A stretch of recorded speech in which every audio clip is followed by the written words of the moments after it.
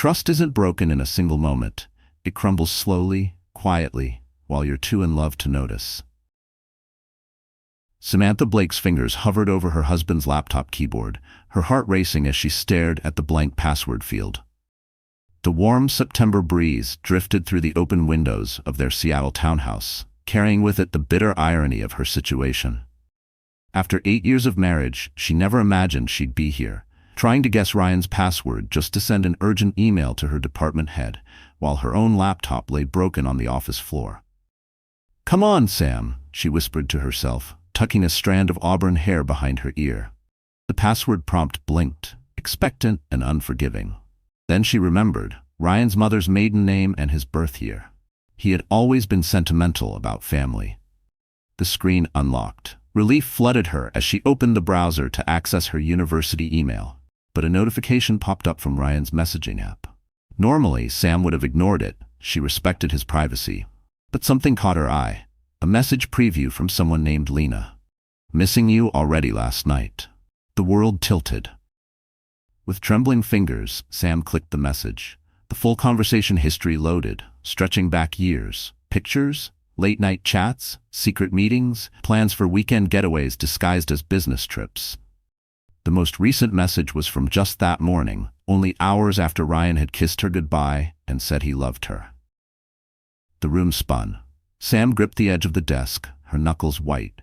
8 years of marriage, 8 years of trust, 8 years of building a life together. And all the while, Ryan had been weaving a careful web of lies with a woman 12 years his junior. Her phone buzzed. A text from Ryan. "Hope you're having a good day, sweetheart. Can't wait for our anniversary dinner tonight." Their anniversary. The realization hit like a punch to the gut. Sam scrolled further through the thread. A message from 3 weeks ago stood out. "Already booked the cabin for next month. We'll celebrate our own special day while she thinks I'm at the Chicago conference." Bile rose in her throat. Sam rushed to the bathroom, barely making it in time before vomiting into the toilet. Cold tile pressed against her knees as memories flooded in. Late nights at the office, the mysterious trips, Ryan's increasing protectiveness over his phone. The signs had been there. She had just trusted him. After rinsing her face, Sam stared into the mirror. The woman looking back was pale, shaken, with eyes that had aged in minutes. At 33, she thought she'd had it all figured out. A solid academic career, a beautiful home, and what she believed was a rock-solid marriage. Her phone buzzed again. This time, it was Jasmine Cruz, her best friend since college. "Lunch? Today I'm in your area," the message read. Samantha Blake's hands trembled as she typed her reply. "Rain check. Something's come up." She couldn't face anyone right now, not even Jasmine.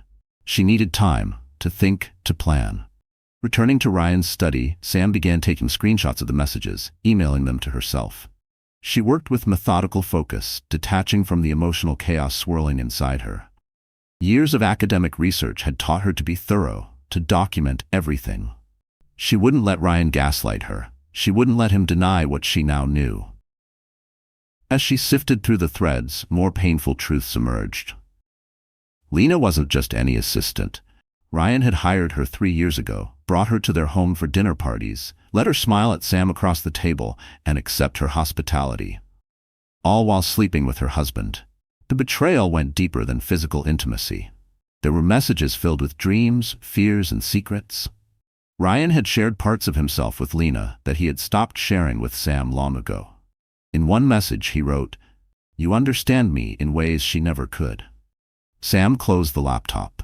A surreal calm settled over her, the kind that comes when the ground beneath you shifts so violently, nothing feels real anymore. She moved through the house like a shadow, pulling her largest suitcase from the hall closet. Their bedroom, her bedroom, suddenly felt foreign. Had Lena ever been here? She packed deliberately. Clothes, important documents, photos of her family, her mother's jewelry. She left her wedding ring on the dresser, beside the anniversary card she'd spent an hour picking out the week before, carefully choosing words she thought would honor a love she believed would last forever. The sound of her suitcase wheels echoed across the hardwood floors.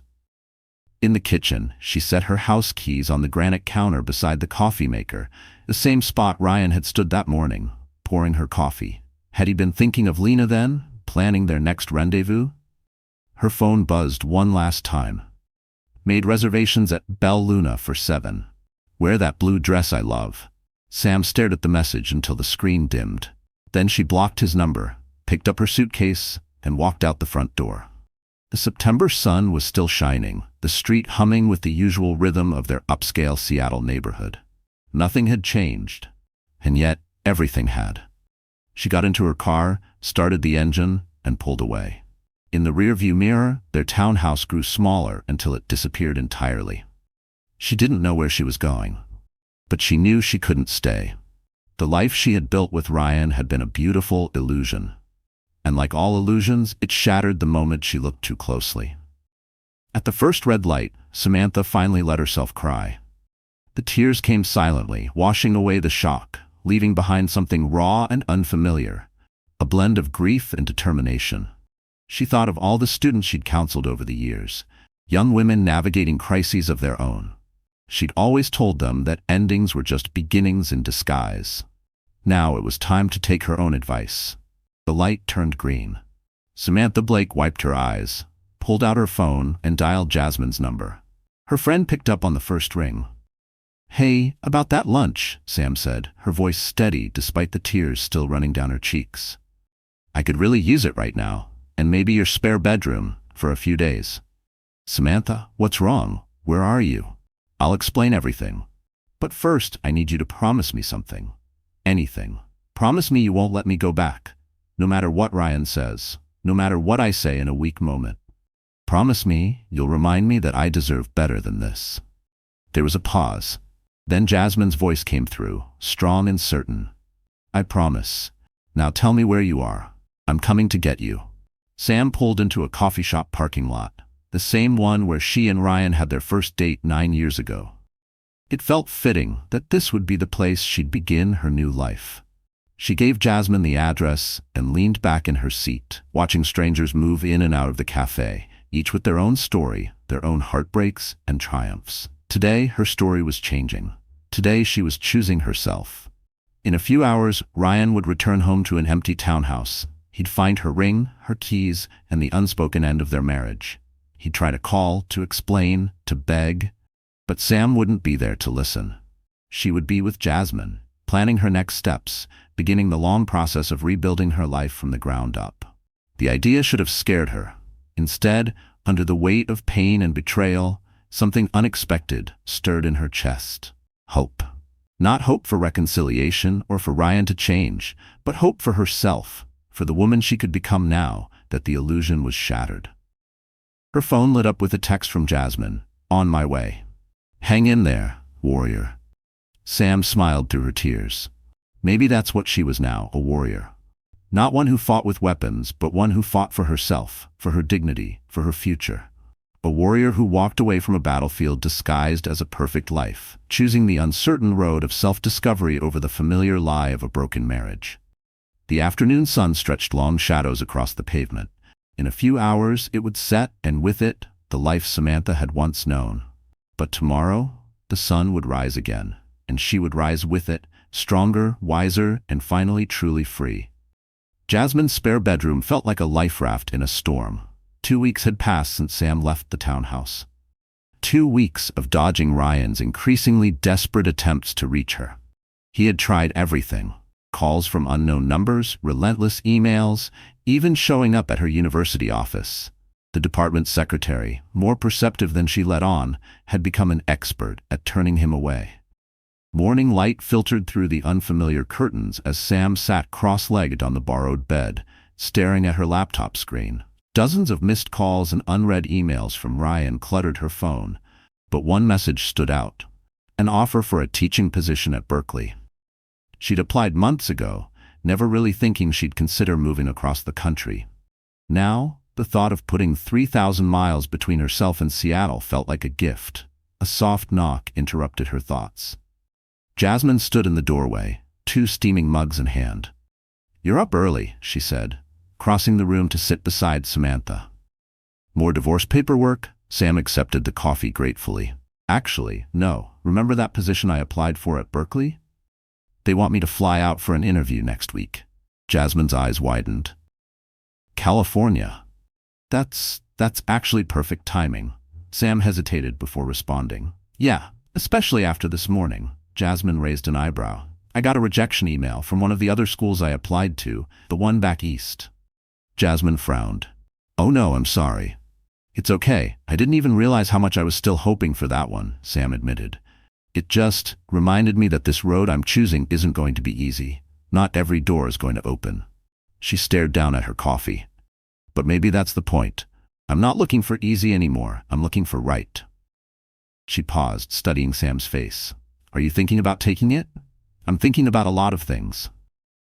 Sam took a sip, letting the warmth spread through her chest.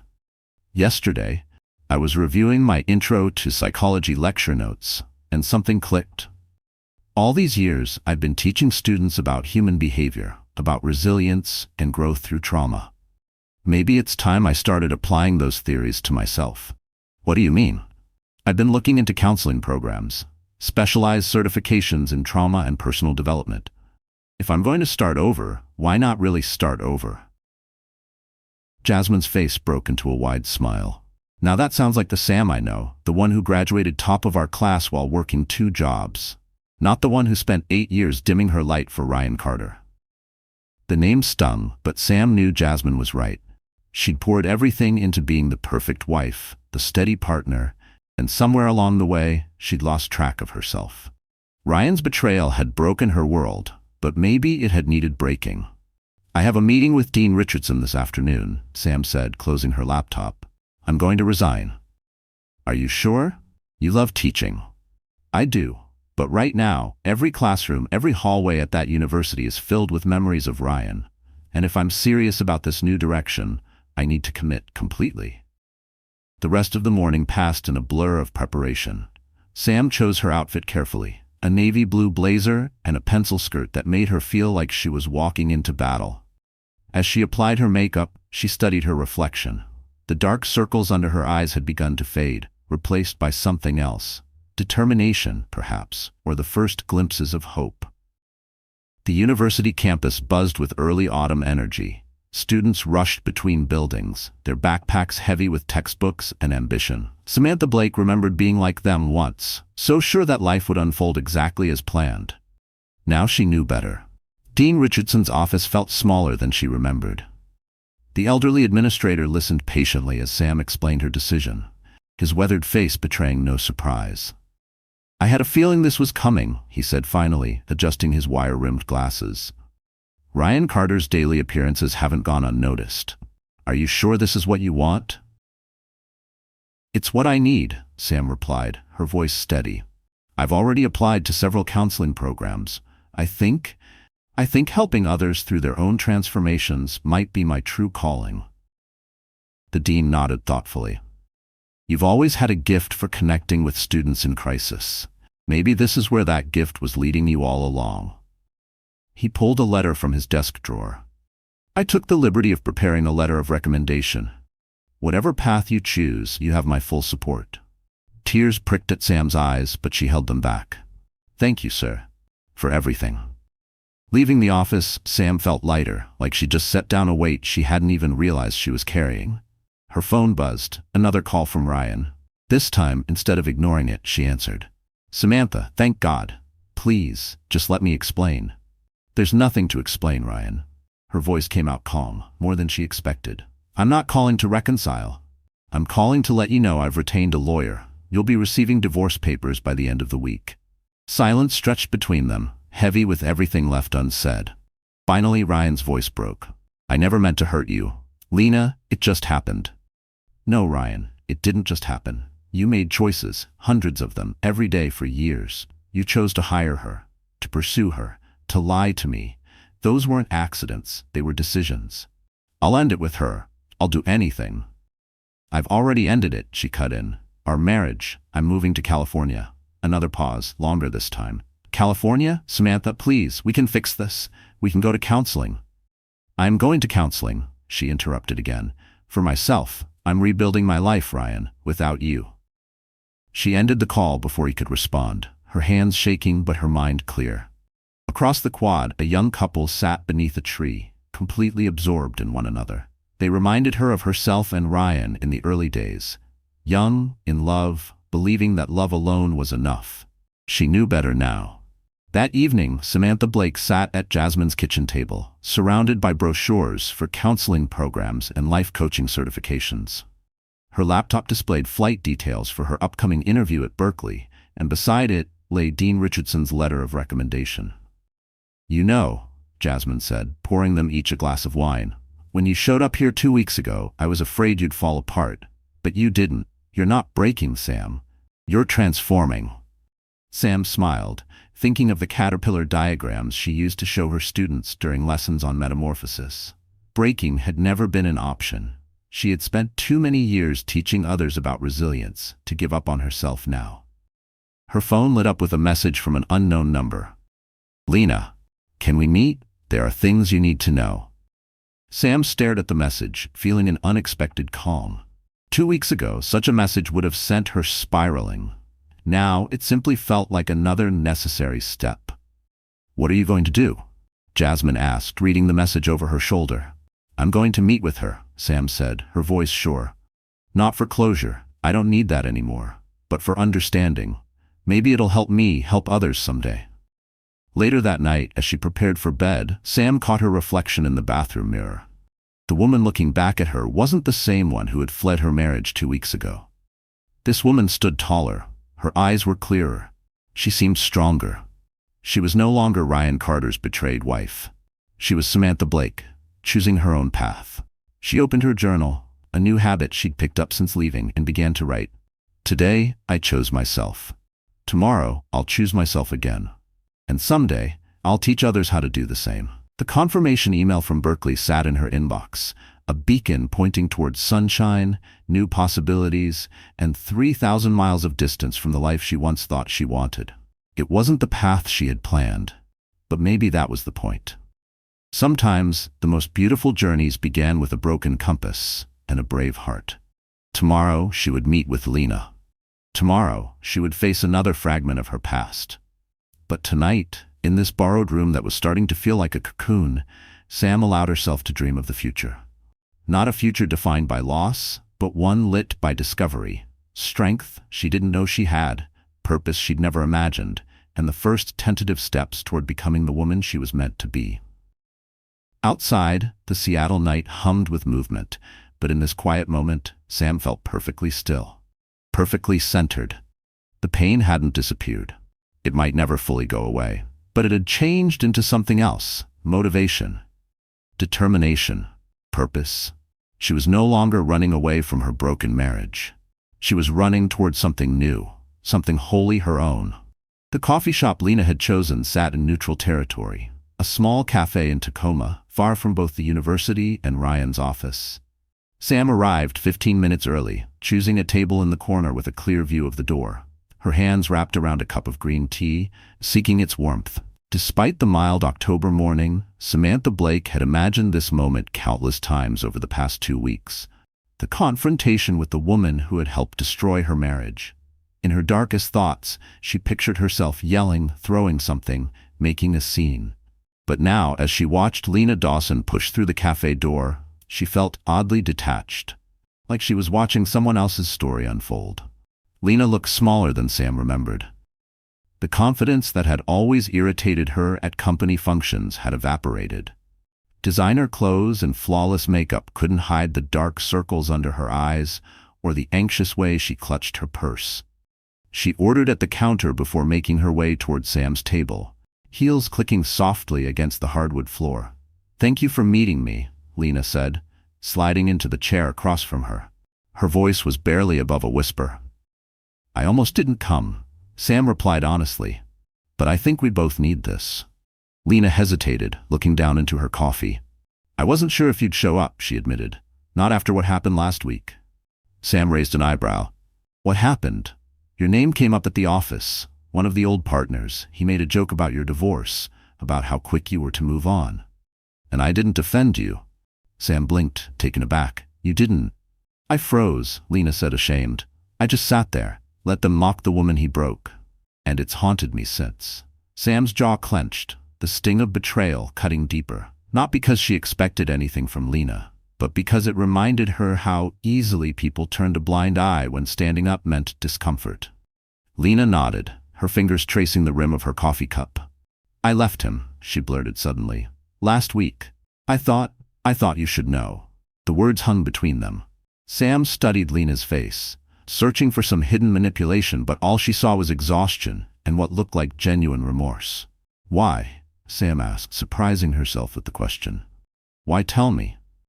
Lena's eyes filled with tears. "Because I owe you the truth, all of it, and because I need to understand it myself." She took a shaky breath. "When I first started working for Ryan, I was fresh out of business school. I was desperate to prove myself. He was magnetic, successful. He made me feel special, chosen. He has that effect on people," Sam said dryly. "I told myself it was just friendship at first, but late nights at the office turned into drinks, drinks turned into dinners, and suddenly—" Lena wiped at her eyes. "I knew he was married. I knew about you, but he made it sound like your marriage was already over, just in name. He said you were distant, focused only on your career." Sam's grip tightened around her teacup. "We were trying to start a family," she said quietly. "For 2 years. We went through fertility treatments, failed attempts, heartbreak. I threw myself into work because I couldn't bear the disappointment. And while I was drowning in that pain, he was with you." Lena's face crumpled. "I didn't know. He never told me that." She reached into her purse and pulled out a stack of papers. "After you left, Ryan changed. He became possessive, controlling. I started going through his emails, his messages. I found things. Patterns." She met Sam's eyes. "I wasn't the first. There were others before me." The revelation should have devastated her. But Samantha Blake felt only a deep, soul-level weariness. "How many?" she asked. "3, Lena replied quietly. "That I could confirm. All assistants or junior execs. Each relationship lasted about 2 years before he moved on." She pushed the papers across the table. "Emails, hotel receipts, photos. He has a type," Lena continued. "Young, ambitious women who look up to him. He builds them up, makes them dependent on his approval, and then he finds someone new," Sam finished, her voice flat. The pattern was unmistakable now, laid bare in black and white before her. "Why did you leave?" Sam asked. Lena let out a hollow laugh. "Because I saw my future in those papers. In 2 years he would have done to me what he did to them. What he did to you. I refused to be another name on that list." She hesitated, then added, "And because I saw what it did to you. At those company events, watching you smile and be so gracious, while I couldn't live with myself anymore." Sam leaned back in her chair, letting the weight of it all settle over her. All those years she had blamed herself for the growing distance in their marriage, for not being enough. But now she saw it had never been about her. "I have an interview at Berkeley next week," she said suddenly, not quite sure why she was telling Lena. "A fresh start." "You should take it," Lena said firmly. "Get as far away from here as possible. Build something new." She stood, gathering her things. "I'm leaving too. Got a job offer in Seattle. I think we both need to figure out who we are without Ryan Carter pulling the strings." Before leaving, Lena placed one final document on the table. "This is my formal statement for your divorce lawyer. Everything I told you and more. Use it however you need." She paused. "I'm sorry, Samantha. Not just for the affair, but for not being brave enough to tell you sooner." After Lena left, Sam remained at the table, flipping through the documents. Each page revealed another layer of Ryan's deception, a new facet of the man she thought she knew. The man she had loved had never really existed. He was a carefully constructed illusion, crafted to lure and control women who wanted to believe in fairy tales. Her phone buzzed. An email from Berkeley. Interview confirmed. Flight details, campus photos, sun-drenched buildings and palm-lined walkways promised something she hadn't realized she needed so badly: distance, perspective, renewal. That evening, Sam sat in Jasmine's living room, sharing everything she had learned. Her friend listened without interrupting, her expression growing darker with each revelation. "I always thought something was off about him," Jasmine said finally. "The way he'd flirt with other women at parties, then gaslight you when you noticed. God, Sam, I'm sorry I didn't say something sooner." "We see what we want to see," Sam replied, surprised by the calm in her voice. "I chose to see the man I wanted him to be. I thought he was someone he wasn't," Samantha Blake said softly. She pulled out her laptop and opened the psychology program application she had been working on. You know what's strange? Learning all this, it doesn't hurt the way I thought it would.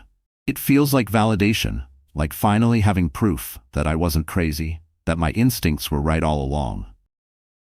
Jasmine watched as Sam began typing into the form with renewed purpose. You're going to help a lot of people, she said. All this pain, all this betrayal, you're going to turn it into something meaningful. That's the plan, Sam replied, thinking of all the women Ryan had left in his wake. Herself, Lena, and the others she'd never even met.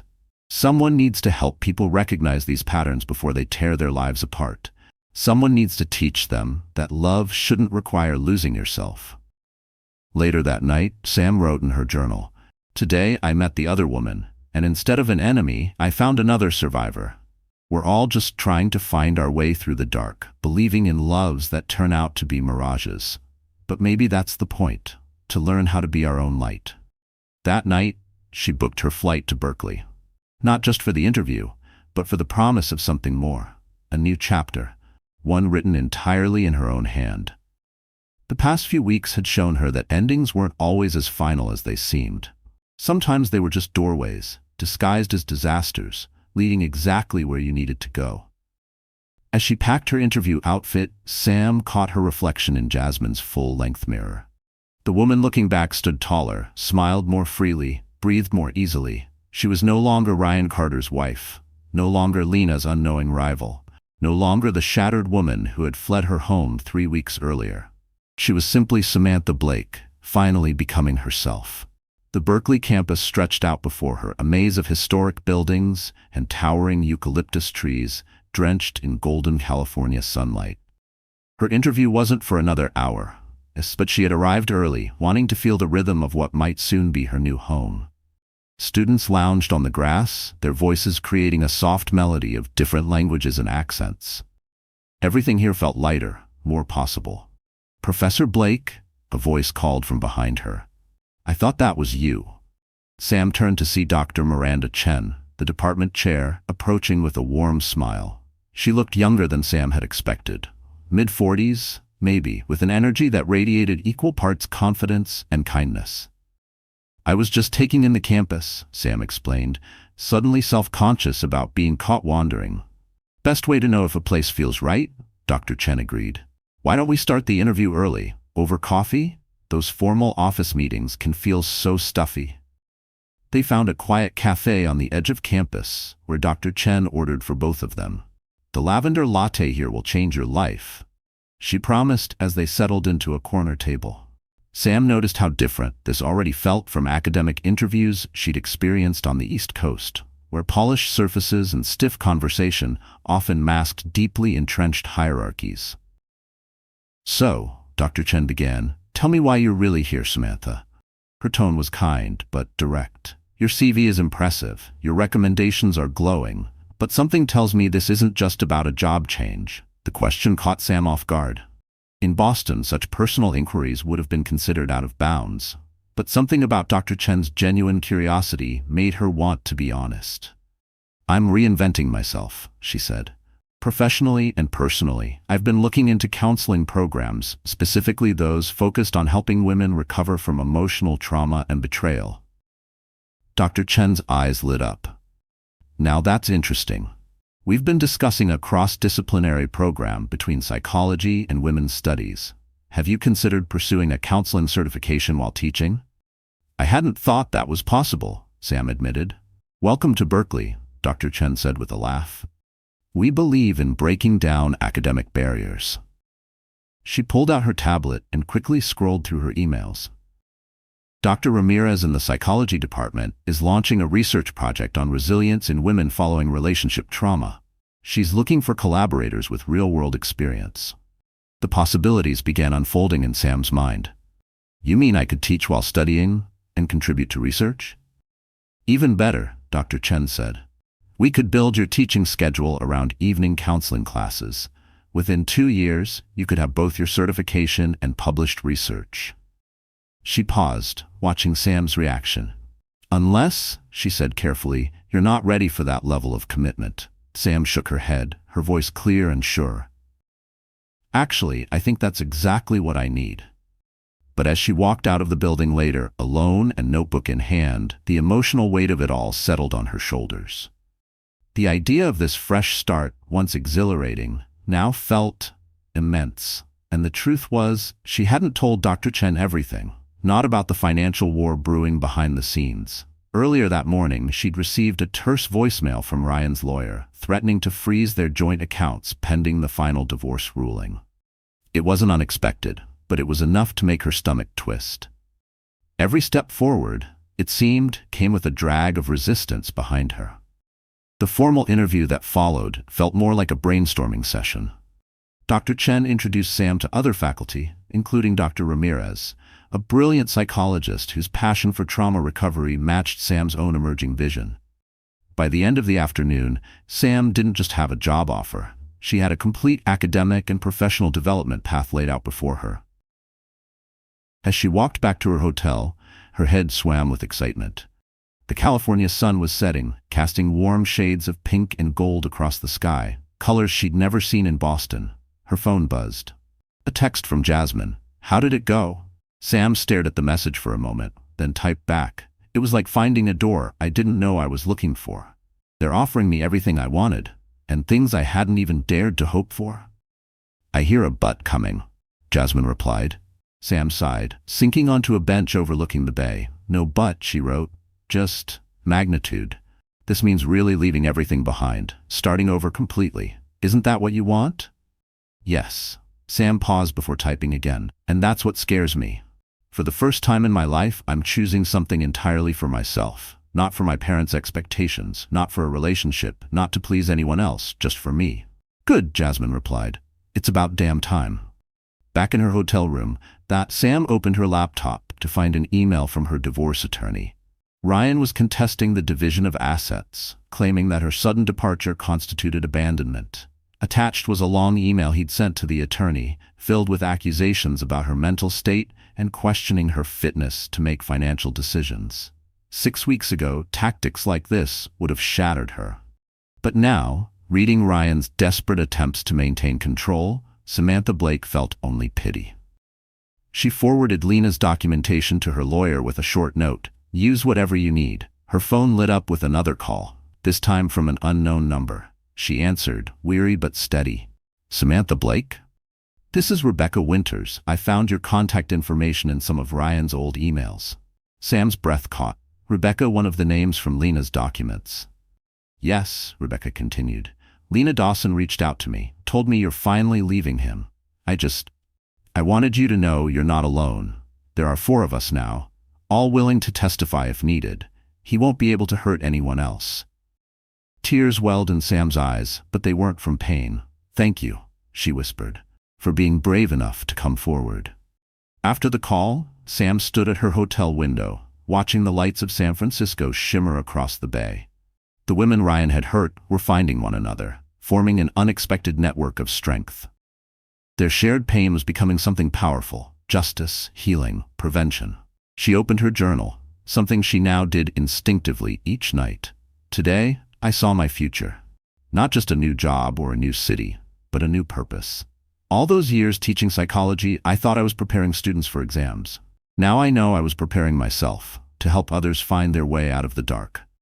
Her laptop chimed, an email from Dr. Chen, this one with housing suggestions and an invitation to join other female faculty members for dinner the next time she was in town. The warmth in her words, the effortless inclusion into a community of strong, supportive women, made Sam's decision crystal clear. She began drafting her acceptance email, her fingers flying across the keyboard with conviction. The position at Berkeley wasn't just a job, it was a calling. A chance to turn her pain into purpose. Her experience into expertise, her breakdown into a breakthrough. A text flashed on her phone. The lawyers don't have to handle this. We can work it out. Please come home, Ryan. Sam smiled sadly, thinking of the woman she had been just weeks ago, the one who might have clung to such a plea. But that woman was gone. She had been replaced by someone stronger, someone clearer, someone who finally understood her worth. Sam deleted the message without replying and returned to her acceptance email. Outside, the Bay Area fog was beginning to roll in, wrapping the city in its soft, mysterious embrace. But Sam had never seen her path more clearly. Tomorrow, she would fly back to Boston to pack up her life and say goodbye to the city that had witnessed her greatest love and deepest betrayal. But tonight, in this quiet hotel room high above the bay, Samantha Blake was already home. Not in a place, but in herself. She was no longer running from her past. She walked with purpose, every step bringing her closer to the woman she was always meant to become.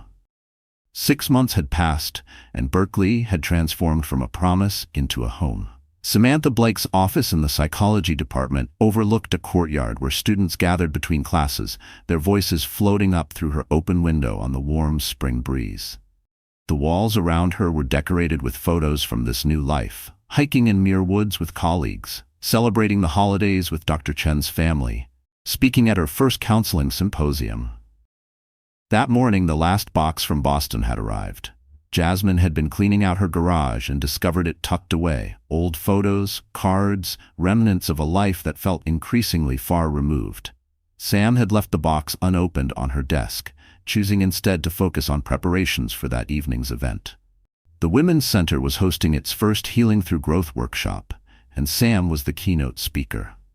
Her research with Dr.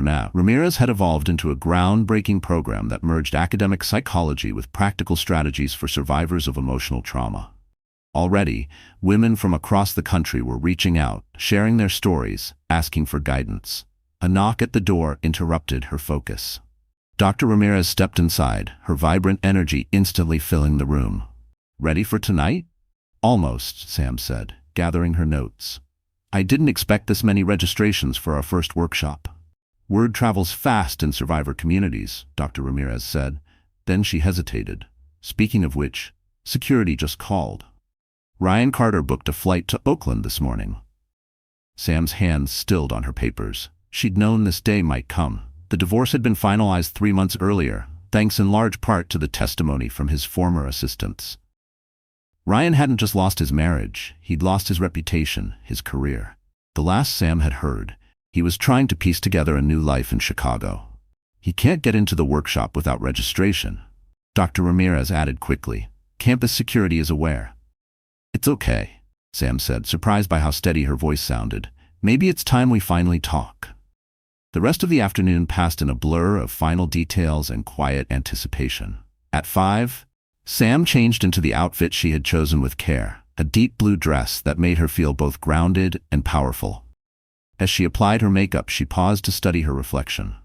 The woman in the mirror looked nothing like the one who had fled Boston 6 months ago. This woman's eyes held wisdom instead of pain, strength instead of doubt.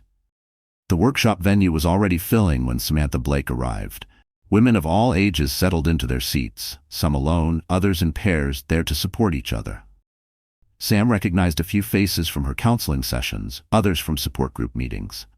Each woman carried her own story of betrayal, her own journey toward healing. She was reviewing her speaking notes one last time when she felt it, that familiar shift in the air. Ryan stood in the doorway. He looked older, smaller, diminished. Their eyes met across the room, and for a heartbeat Sam was transported back to the beginning, back to the hopes and dreams that had once seemed so solid, now turned to dust under the weight of his deception. "Dr. Blake," one of the event organizers said gently, "we're ready to begin. Should we have security remove him?" Sam shook her head. "No. Let him stay. Let him see what his actions led to." She stepped onto the stage to warm applause, her notes forgotten as she surveyed the room. These women hadn't come for academic theory. They had come for truth, for hope, for transformation. 6 months ago, she began, "I thought my life was over. My marriage had imploded. My trust was shattered.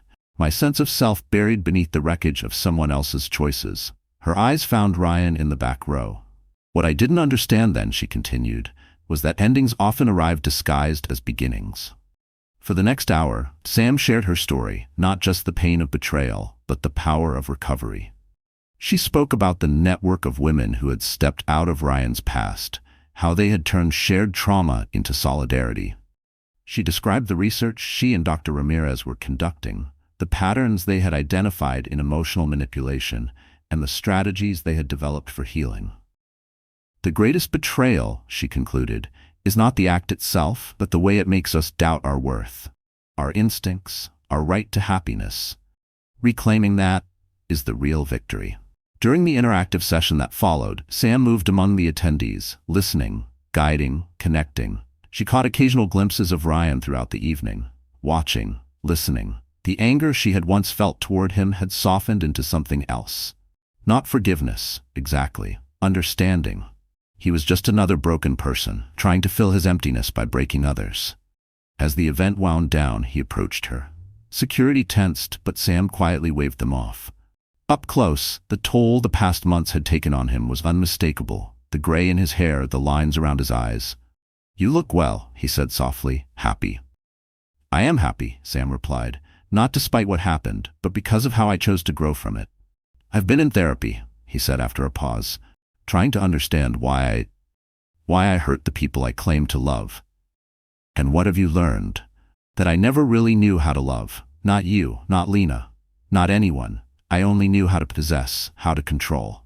He hesitated, then added, "Watching you tonight, seeing what you've built from the ruins I created. I'm sorry, Samantha, truly sorry." "I know," she said gently, "and I believe you. But this isn't about you anymore, Ryan. It hasn't been for a long time." She turned to gather her things, then paused, remembering the last unopened box from Boston. She opened it quickly and pulled out their wedding album, handing it to him. "I think you should have this. I don't need it anymore." He accepted it with trembling hands. "Are you happy here? Really?" Sam looked around the room, at the women sharing their stories, at Dr. Ramirez already discussing future workshops, at the life she had built from the ashes of her old one. "I'm more than happy," she said. "I'm myself." After he left, Samantha returned to her office to gather her thoughts. The campus had quieted, but the lights in the windows across the quad still glowed. Other lives, other stories, other journeys unfolding in the dark. She opened her journal, the same one she'd started the day she left Boston, and wrote, "Today I faced my past without flinching. Today I stood in my truth and watched it light the way for others. Today I realized that some breaks are clean, not because they don't hurt, but because they heal into something stronger than before." Her phone buzzed. A message from Jasmine.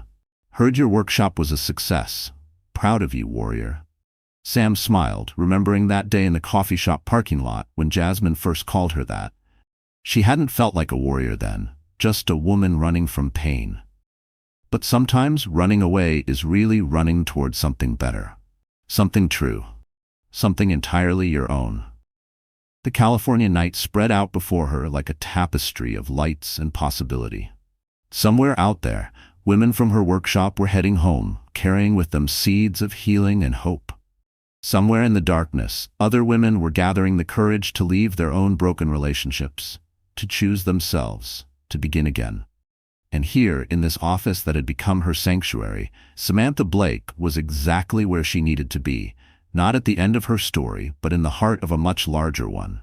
A story about breaking and rebuilding, about turning pain into purpose, about the strength that lives in every woman who dares to write her own ending. She gathered her things, ready to head home. Tomorrow would bring new students, new clients, new chapters in her ongoing research. But tonight, she would celebrate, not just a successful workshop or the final closure with Ryan, but the woman she had become. A woman who had learned that the greatest love story isn't found in romance, but in the quiet, powerful act of choosing yourself, again and again, until it becomes not just a choice, but a celebration. Dear friend, sometimes life doesn't fall apart all at once. It shifts quietly. A glance, a message, a realization, and suddenly you're standing at a crossroads, just like Samantha. You can either stay in the comfort of what you've always known, or take that terrifying, beautiful leap into something new. The Stoics remind us that we don't get to choose what happens to us, but we do get to choose what we do with it. And Samantha, she chose to rise. Maybe you're facing something right now. Maybe you've been carrying questions in your chest, wondering if it's too late to start over, too hard to begin again. If that's you, please hear this. You are not stuck. You are not broken. You are becoming. And every single step you take, no matter how small, is shaping the story you get to live. If this story touched you, please give it a like, share it with someone who might need it, and subscribe so you don't miss what's coming next. You're not just a viewer here. You're part of a growing, healing community. We're in this together.